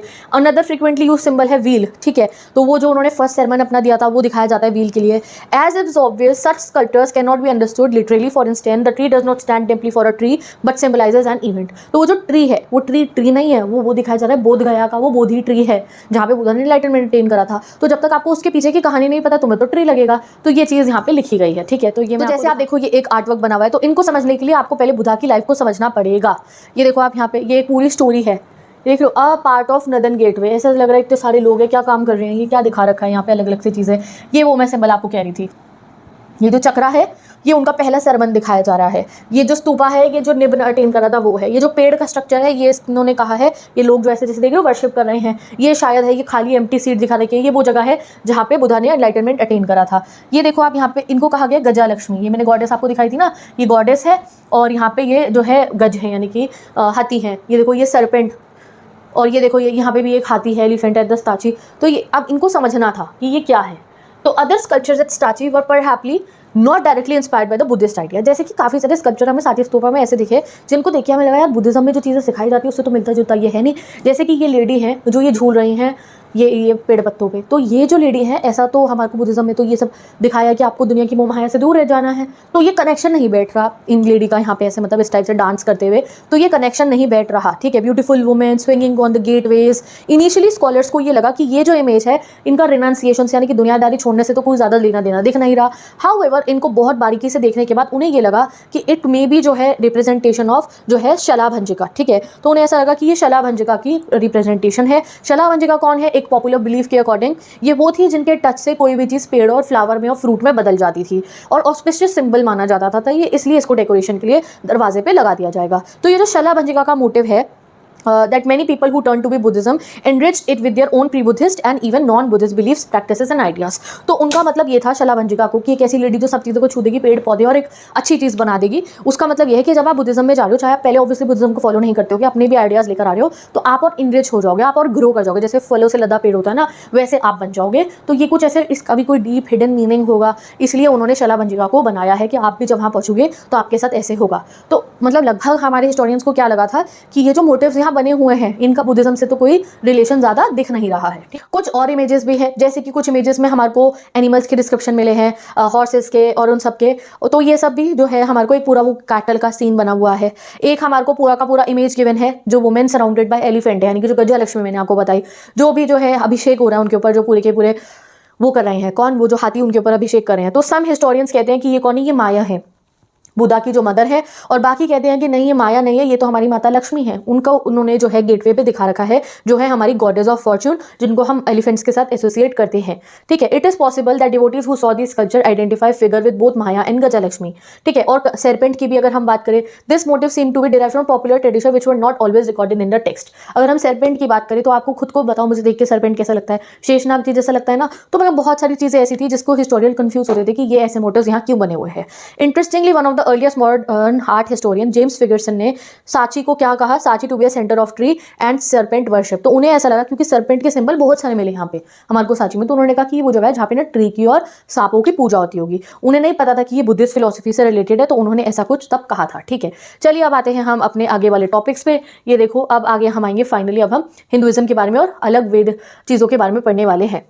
हम अपने नेक्स्ट टॉपिक पे व्हाट इज महायाना बुद्धिज्म और वो कैसे डेवलप हुआ। ठीक है, तो महायाना बुद्धिज्म क्या है? तो फर्स्ट सेंचुरी से ई से बुद्धा जी के जो आइडियाज और प्रैक्टिसेस है वो चेंज होने लगे। अर्ली बुद्धिज्म में फोकस होता था सेल्फ एफर्ट के ऊपर, जिससे आप निब्बन अचीव करो, यानी कि आप खुद कड़ी तपस्या करो और उससे आप निब्बन अचीव कर सकते हो। निब्बन मतलब एक ऐसा स्टेज जब आप मोह माया छोड़ चुके हो, यू डोंट हैव ईगो, और मतलब बहुत डीप सेंस होता है इसका। ठीक है जी। अब बुद्धा जी को फिर धीरे धीरे जो ये नई टेक्निक इमर्ज हुई, इसके अंदर ये माना जाने लगा कि बुद्धा जी को एक टीचर माने जाने लगा जो हमारे को निब्बन अचीव करने में जो है हेल्प कर सकते हैं। इवन तो बुद्धा ने जो है अपना निब्बन खुद से अचीव करा था, खुद उन्होंने जो है पेनेंस करा था उसके बाद में, बट अब ये थिंकिंग आई कि हम उनके थ्रू जो है, आप कह सकते हो गॉड लाइक माने जाने लगा बुद्धा जी को, कि हम उनके थ्रू निब्बन अचीव कर सकते हैं। तो यही बना हमारा महायाना बुद्धिज्म। तो महायाना बुद्धिज्म में क्या था? A saviour like figure emerge हुई। कैसी फिगर इमर्ज हुई? Saviour like, someone who could help others to attain salvation, यानी कि कोई एक ऐसे जन जो हमारे को जो है हेल्प करेंगे कि हम अपनी सैल्वेशन हम जो है प्राप्त कर पाए। ठीक है। न्यू कॉन्सेप्ट इमर्ज हुए और बोधिस्तास, यानी कि नए कॉन्सेप्ट इमर्ज हुए बोधिस्तास के। एंड वो कौन होते थे? बोधिस्तास वो होते थे कंपैशनेट बीइंग, वो लोग जिनमें बहुत करुणा है, जिनमें बहुत दया है लोगों के ऊपर। They gain spiritual merit but chose not to attain nibbana, यानी कि उन्होंने कड़ी तपस्या करके मेरिट्स हासिल करे बट उन्होंने निब्बन अचीव नहीं करा। इनफैक्ट वो वहीं रहे लोगों की मदद करने के लिए, stayed back to help others, यानी कि वो लोग सुनो सुनो जिन्होंने बहुत बड़ा ज्ञान हासिल कर लिया, बट देन उसके बाद उन्होंने, जैसे बुद्धा ने एनलाइटनमेंट हासिल कर ली, उन्होंने मोक्ष की प्राप्ति कर ली, उन्होंने वो नहीं करा। उन्होंने वो जो ज्ञान है उनको लोगों को सिखाना, आप काइंड ऑफ कह सकते हो। इतना मैं आपको इतनी चीज नहीं समझा सकती हूँ, ठीक है, रिलेटेड टू जो है इतनी डीप थिंकिंग। आप ये मानो कि उन्होंने सोचा कि अब वो आगे सिखाएंगे, लोगों को सिखाएंगे ये कैसे किया जाए। तो न्यू प्रैक्टिसेस फिर धीरे धीरे इमर्ज होने लगे। जो बोधिसत्व होते थे जो लोगों को सिखाते थे, उनकी वर्शिप करना और बुद्धा की वर्शिप करना, उनके स्टेचूज बनाना, उनकी पूजा करना, वो शुरू हो गया। ठीक है जी। तो this led to the rise of Mahayana Buddhism meaning great vehicle. ठीक है, इसको बोले जाने लगा ग्रेट व्हीकल। तो मतलब बुद्धा जी ने नहीं कहा था कि मुझे आप प्रे करो, आप मेरी पूजा करो, आप मेरी मोन्यूमेंट बनाओ, मेरी स्टेचूज बनाओ, नहीं। ये बाद में डेवलप हुआ जब ये माने जाने लगा that they will help us to achieve salvation. ठीक है, ओल्डर पाथ वाले थे उनको कहा जाता है हिनयाना, एंड जो है उनका मतलब होता है लेसर व्हीकल, और जो न्यू पाथ वाले उन्हें बोला जाता है महायाना। ठीक है, वो अपने आप को कहते हैं ग्रेटर व्हीकल। ठीक है, but the older tradition followers call themselves Theravadins. ठीक है, तो जो वन मार्क का क्वेश्चन सीयूईटी के लिए याद रखो, जो ओल्डर ट्रेडिशन वाले हैं बुद्धिज्म के, जो ये सोचते हैं कि अगर आपको इनलाइटन होना है तो आप खुद ही कर सकते हो, दूसरों पर डिपेंड होकर नहीं कर सकते, वो अपने आप को थेराविदन्स कहते हैं। Means followers of the path of theras, यानी कि एल्डर्स, यानी कि जैसे हमारे एल्डर्स ने खुद से अचीव कर दी थी ना सैल्वेशन, हम भी खुद ही करेंगे, यानी कि हम बोधिसत्व की मदद से करेंगे। ठीक, समझ गए? चलिए जी आगे पढ़ते हैं। अब हम पढ़ेंगे अपने हिंदुइज्म के बारे में, हमारी बिलीव्स के बारे में, कृष्ण जी के बारे में, विष्णु जी के बारे में, शिव जी के बारे में, बट वो भी बस अभी एक ग्लिम्स पढ़ेंगे। जो चैप्टर 6 है भक्ति सूफी ट्रेडिशन, उसमें हम बहुत ज्यादा डिटेल में पढ़ने वाले हैं। ठीक है जी। तो the idea of saviour existed in Hinduism also, not only in Buddhism. तो हमारे सेवियर के आइडिया कि वो जो हमारे को धरती पर बचाने आएंगे, जैसे विष्णु जी के अवतार आए 10 अवतार हमें बचाने के लिए, हमारे कृष्ण जी। ठीक है, तो ये सारे अवतार जो है हमारे हिंदुइज्म में प्रेजेंट है। ठीक है, तो मेन ट्रेडिशन अगर हम अपने हिंदुइज्म की बात करें तो there are two main tradition in Hinduism. ठीक है, हमारे यहाँ देखो गॉडेस वर्शिप भी होती है, बट दो मेन ट्रेडिशन अभी हम पढ़े, वैष्णविज्म, विष्णु जी की भक्ति को कहा जाता है वैष्णविज्म, एंड जब शिव जी की भक्ति होती है तो हम उसको कहते हैं शैविज्म, जहाँ पे प्रिंसिपल हमारे भगवान जी कौन है? शिव जी है। फोकस होता है हमारे वर्शिप का ऑन द चोजन गॉड, और जो लोग उनको मतलब अपने उन गॉड को पूजा करें वो हो गई उनकी आप भक्ति कर रहे हैं। ठीक है, अब बात करते हैं हम वैष्णविज्म की। सबसे पहले एन अवतार्स ऑफ विष्णु की। जो जो हमारे विष्णु जी हैं उनके कितने अवतार हैं? उनके हमारे 10 अवतार हैं। ठीक है जी। एंड ईच अवतार हमारे यहाँ धरती पे क्यों आया था हमें तो पता है, वो हमारी धरती को बचाने आए थे समय समय पे जब जरूरत थी। ठीक है जी, चलिए ये हमें पता है। Recognising local deities as avatars of Vishnu help unify Hindu tradition. अब यहाँ पे लिखा है कि ये जो हमारे विष्णु जी के अवतार है वो डिफरेंट डिफरेंट रीजन के हैं। जैसे अगर हम बोले कि कृष्ण जी, तो वो मथुरा यूपी साइड के हैं, तो ये बोला गया, मतलब हिस्टोरियंस ने ऐसा कहा कि ये जो अलग अलग अवतार हैं इनको एक कहा गया कि ये विष्णु जी के ही अवतार है, जिससे कि हिंदुइज्म में और ज्यादा क्लोजनेस आए। बट ये इनकी अपनी थिंकिंग होती है। ठीक है, तो ये ऐसी बातें बताते हैं। ये वराह अवतार की जो फोटो है, कहाँ से? कर्नाटका से हमें वराह अवतार जो है हमारे विष्णु जी का, उसकी फोटो हमारे को जो है स्कल्पचर कहेंगे आप, उसकी फोटो मैंने यहाँ लगा रखी है। ठीक है, अब स्कल्पचर्स एंड सिंबल्स की बात करें तो एवटार्स एंड डेटीज हमारे को विष्णु जी की एंड शिव जी की दोनों की ही मिली है। और शिव जी की सिर्फ हमें जो है आप कह सकते हो कि हमें स्कल्पचर्स जो है ह्यूमन फॉर्म में भी मिले हैं और लिंग में भी मिले हैं। हमें शिवलिंग्स भी मिले हैं और हमारे को जो है शिव जी के जो हमारा पूरा स्कल्पचर होता है, जो आइटल होती है, मूर्ति होती है शिव जी की, दोनों ही हमारे को मिले हैं। ठीक है, जितने भी स्कल्पचर्स हैं हमारे भगवान जी के, हेड ड्रेसेस, मुकुट पहन रखे हैं, ऑर्नामेंट्स पहन रखे होते जाते हैं। जैसे आप कृष्ण जी की मूर्ति देखोगे तो सुंदर से सजा हुआ दिखेगा आपको। तो हमारी बहुत सारी जितने भी हमारे भगवान जी के हमारे को मिले स्कल्पचर्स, उनमें वो बहुत ही सुंदर से जो है उन्होंने वेपन्स भी है किसी-किसी के हाथ में, जैसे और जो है पोस्चर और सिटिंग स्टाइल भी बड़ा अलग-अलग सा है। तो अगर आप मूर्ति ही देखोगे हमारे भगवान जी की जो उस ज़माने में से जो है बहुत पुराने ज़माने में से निकलते थे, वो वेरी मतलब आप कह सकते हो देख के ही आप अलग सा हो जाओगे कि ये कितनी सुंदर है, ठीक है? तो स्कल्पचर्स ऑफ डेट अब आके हैं टॉपिक 10.2 पे, how did Puranic Hinduism spread among common people, ठीक है? वैसे ये टॉपिक नहीं है, मैंने बनाया है इसको, मतलब मैंने टॉपिक फॉर्म में कन्वर्ट कर दिया है। तो sculptures of deities are full of symbols to understand them historians study Puranic stories. अब देखो हिस्टोरियंस जो थे ये तो बाहर वाले थे, अगर हम इंडिया के भी कहें तो फिर भी स्कल्पचर को स्टडी करने के लिए, जैसे कि विष्णु जी की जो है स्कल्पचर है, तो उसको स्टडी करने के लिए हमें कैसे पता चला वो विष्णु जी का है, तो हमारे को तो नॉलेज थी, बट जब हिस्टोरियंस को नॉलेज लेनी है, कोई ब्रिटिश हिस्टोरियन है या कोई भी है, तो उसको पुराण्स पढ़े उन्होंने। पुराण्स क्या है हमारे, विष्णु पुराण, शिव पुराण, तो उन्होंने पुराण्स का पढ़ना जो है वो शुरू करा। अब पुराण जो थी वो थोड़ी जो है थोड़ी सिंपल संस्कृत में लिखी गई थी, जो है हर कोई समझ सकता था पढ़ के, और वो बोल-बोल के गाय सुनाई जाती थी, तो लोगों को सुननी होती थी। पुराण पुराण जो होते हैं ना, कहानियाँ पुराण में जो हमारी पूरी विष्णु पुराण है, शिव पुराण है, वो सब उन्होंने लोगों ने जो उनको सुन रखा है अच्छे से। इवन शूद्रास को और औरतों को भी अलाउड था पुराण्स को सुनना पढ़ना, अदरवाइज़ वैदिक लर्निंग तो शूद्रास को अलाउड नहीं थी, पुराण्स अलाउड थे उनको। Puranas include century old stories of god and हमारे गॉडेसेस, उसको सिंपल संस्कृत वर्ड में लोग बोल-बोल के सुनाया करते थे, ठीक है जी। How did these ideas evolve and spread, तो यहाँ आप देखो ये एक फोटो बनी हुई है दुर्गा माता की महाबलीपुरम के अंदर, तो विजिबल अगर आपको हो तो ये पूरी हमारी गॉडेस जो दुर्गा माता है उनकी पूरा स्कल्पचर बना हुआ है, पूरा एक सिनेरियो दिखा रखा है।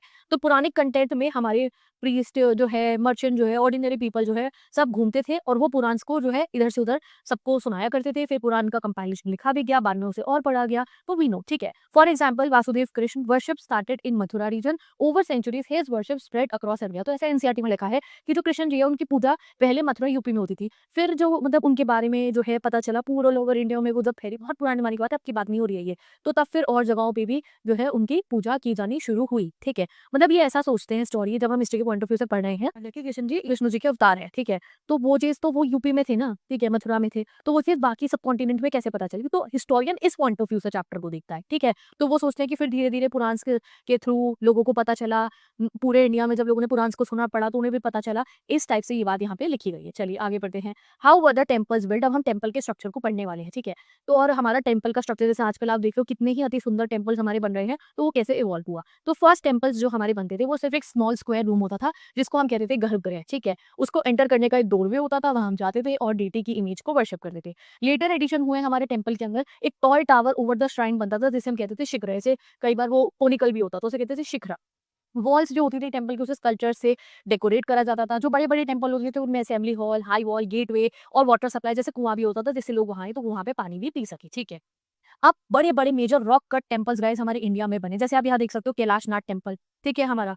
और ये देख सकते हो आप यहाँ पे entrance to the cave of Barabar Bihar के अंदर। तो इतने बड़े-बड़े हमारे टेम्पल बने, तो एक रॉक के मतलब एक पहाड़ के में से ही एक ऐसा टेम्पल बना है। तो उसको जो है अगर आप देखोगे तो आप खुद सोचोगे यार उच्च बने हुए टेम्पल कैसे बने थे? तो आपको खुद ही आश्चर्य हो जाएगा। So some temples were carved out of a rock, ठीक है, as artificial caves.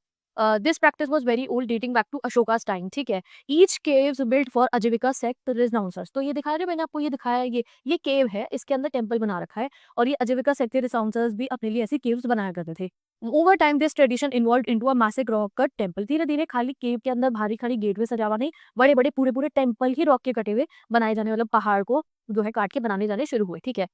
Kailashnath temple जैसे कि हमारा जो ये 8th सेंचुरी सीई एलोरा में है, वो एक सिंगल ह्यूज रॉक से बना हुआ है। द जो स्किल्ड चीफ स्कल्पचर थे जिन्होंने ये बनाया था टेम्पल, उन्होंने अपना टेम्पल बनाने के बाद खुद ही कहा था, oh how did I make it, अरे मैंने ये बनाया भी कैसे, ठीक है। तो आप देख सकते हो। अब आते हैं हम अपने नेक्स्ट टॉपिक पे, कैन वी सी एवरीथिंग। अब जो ये लास्ट टॉपिक होते हैं ना, इनमें हम ज्यादा कुछ नहीं पढ़ते हैं, इनमें हमें सिंपल बातें यही बता रखी होती है, हिस्टोरियंस को क्या क्या दिक्कत आई थी, कैसे उन्होंने समझा हमारी हिस्ट्री को, ठीक है। तो इंडिया का बहुत ही रिच विजुअल ट्रेडिशन है, हमें ब्रिक एंड स्टोन के स्टेचूज भी मिले हैं, स्कल्पचर भी मिली है, पेंटिंग भी मिली है, ठीक है।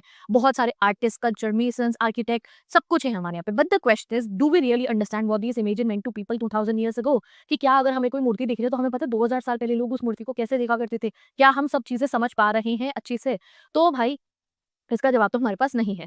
अब when European first saw Indian culture ना, तो वो कंफ्यूज हो गए थे। जैसे उन्होंने हमारे भगवान जी की मूर्ति देखी, कई हमारे भगवान जी ऐसे हैं जिनके बहुत सारे आप कह सकते हो कि भुजाएं हैं, हाथ हैं बहुत सारे, किसी में कोई वेपन है, किसी में फूल है, कमल है। तो बड़े हमारे भगवान जी की अगर आप सुंदर सुंदर मूर्तियां देखोगे तो इनको तो नॉलेज ही नहीं थी कोई।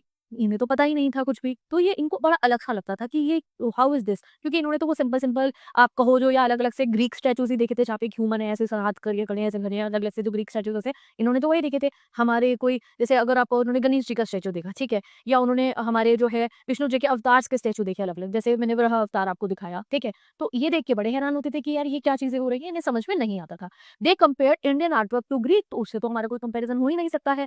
तो often thought Greek artwork was superior, और इन्हें ना शुरू शुरू में ऐसा लगता था कि ग्रीक आर्टवर्क काफी सुपीरियर होता है, क्योंकि वो इंसान का चेहरा बनाते थे ना उसके अंदर, बिल्कुल प्रॉपर वाला ऐसे इंसान खड़ा है इस टाइप से कुछ, तो इन्हें ये लगता था। बट जब इन्होंने बुद्धा और बुद्धिस्ता की इमेजेस देखी, यानी कि उनके जो है स्टेचू देखे पेशावर में, तो इनको जो है काफी इंटरेस्ट जागा, जब अपने जैसी चीजें ने देखी तो इन्हें इंटरेस्ट जागा। बुद्धिस्ता का स्टेचू जैसे आप देखो, ये बुद्धिस्ता का स्टेचू है, तो थोड़ा ह्यूमन लाइक इन्हें देखा, तो तब इनका जो है इंटरेस्ट जागा, ठीक है जी। And they look similar to Greek statues to them, और नॉर्थ वेस्ट इंडिया में इनको बहुत सारे सेकंड सेंचुरी बीसी से बुद्धिस्तास के स्टेचू मिलने शुरू हुए। सो फिर इन्होंने जो है कंसिडर करना शुरू करा बाकी हमारी इंडियन आर्ट को। दी स्कॉलर जज Indian art using Greek standards, तो इसलिए इन्होंने पता क्या करते थे, ये हमेशा ग्रीक स्टैंडर्ड पे हमारे आर्ट को जज करते थे कि पहले उनको देखेंगे फिर उनसे हमें मिलाएंगे, भाई हमारा कंपेरिजन ही कोई नहीं था। ठीक है, चलो अब आगे बढ़ते हैं। What if the text and the image don't match, last topic आता है हमारा ब्लू बॉक्स में जो लिखा है। अब कई बार ऐसा होता था कि जो टेक्स्ट में लिखा है जैसे पुराण में उन्होंने पढ़ा, और जो इमेज देखी वो मैच नहीं करता, या फिर अगर वो इमेज देख रहे हैं तो भी समझ में नहीं आ रहा उसमें क्या है, तो वो लोग क्या करते हैं, जैसे हमारे को एक ये फोटो दिखा रखी है और रॉक कट स्कल्पचर महाबलीपुरम के अंदर, इसमें आप देखो आपको क्या दिख रहा है, यहाँ लोग हैं, ये हाथी है, बीच में भी कुछ है, ठीक है, आप देखो बहुत सारे लोग हैं, यहाँ पे क्या है, ये एक टेम्पल टाइप दिख रहा है, क्या हो रहा है यहाँ पे, कुछ समझ में नहीं आ रहा। अगर हिस्टोरियन के पॉइंट ऑफ व्यू से देखें, तो अगर हम हिस्टोरियन के पॉइंट ऑफ व्यू से देखें तो उन्होंने कहा ये दो सीन हो सकते हैं। पहला सीन ये जब गंगा माता जो है धरती पे आई थी, ये वो सीन है, या फिर दूसरा वो सीन है जब अर्जुन ने जो है तपस्या करी थी ना महाभारत के युद्ध से पहले, और उन्होंने बहुत कड़ी तपस्या करी थी जिससे कि उन्हें अच्छे-अच्छे वेपन्स मिले, भगवान जी से आशीर्वाद मिले, शिव जी की तपस्या उन्होंने करी थी, ये वो वाला सिनेरियो यहाँ पे दिखाया जा रहा है। तो ये 2 कन्फ्यूजन थी, तो उन्होंने दोनों पे लिख दिया है कि मे बी ये जो धरती पे आई थी गंगा माता, ये वो दिखा रखा है, या फिर जो अर्जुना ने वो करा था ना, मतलब तपस्या करी थी महाभारत के टाइम पे, ये वो है। ठीक है जी, फॉर द सेलेस्टियल वेपन्स, अलग-अलग उन्हें वेपन्स मिले, शिव जी की तपस्या उन्होंने करी थी, तो उसके लिए वो दिखाया गया है। Historians are divided on which interpretation is correct, तो किसी को कुछ लगता है, किसी को कुछ लगता है। आपको देख के क्या लगता है, क्या सीन है, तो वो भी आप मुझे बता सकते हो। तो with this guys final note ये है कि manual rituals believe and tradition were not written down, not shown in sculpture, और जो है हमारा पेंटिंग, अभी बहुत सारी ऐसी चीजें हैं जिनको कभी लिखा ना गया हो, तो इसलिए अभी वो हमें नहीं पता है। तो जितना हमारे को हमारे ट्रेडिशंस के बारे में पता है ना, स्पेशली अगर हम हिंदुज्म की बात करें, अगर हम बुद्धिज्म की भी बात करें, जैनिज्म की बात करें, किसी भी अगर हम अपने रिलीजन की, अपने ट्रेडिशन की जो हमारे इंडिया में थे उसकी बात करें, तो it's just the tip of the iceberg. अभी हमें बहुत नॉलेज नहीं है, बहुत कुछ हमें जानना है, और अब हम ज्यादा जो है आगे जब हम खुदाई इतनी नहीं करते ना, क्योंकि अर्थ को नुकसान पहुंचता है, तो काफी चीजें अभी हमें नहीं पता चली हैं, और बहुत सारी लैंग्वेजेस जैसे हमने डिसाइफर नहीं करी, तो जब हम मूल कर लेंगे तो हमें और बातें भी पता चल जाएंगी। ठीक है, तो मच ऑफ एंशिएंट इंडिया का जो स्पिरिचुअल एंड कल्चरल लाइफ है उसके बारे में हमें इसलिए भी नहीं पता क्योंकि वो ओरल फॉर्म में ज्यादा था, लिखा नहीं जाता था, बताया जाता था, तो इस वजह से नहीं है। और विजिबल ज्यादा होता था, यानी कि फोटोज वगैरह बनती थी, स्कल्पचर्स बनते थे, इस वजह से। ठीक है, तो विद दिस गाइस हमारा ये चैप्टर कंप्लीट होता है। जैसे ये नोट्स है ना, वैसे ही मैंने चैप्टर के फुल नोट्स बना दिए हैं, तो नोट्स के लिए आप मेरी इंस्टाग्राम आईडी को चेक कर सकते हो, एंड क्वेश्चन आंसर्स के लिए तो हमारा सेकंड चैनल है सनी क्लास विद माइंड, जल्दी से जाके सब्सक्राइब कर लो, and meet you in next video, bye bye.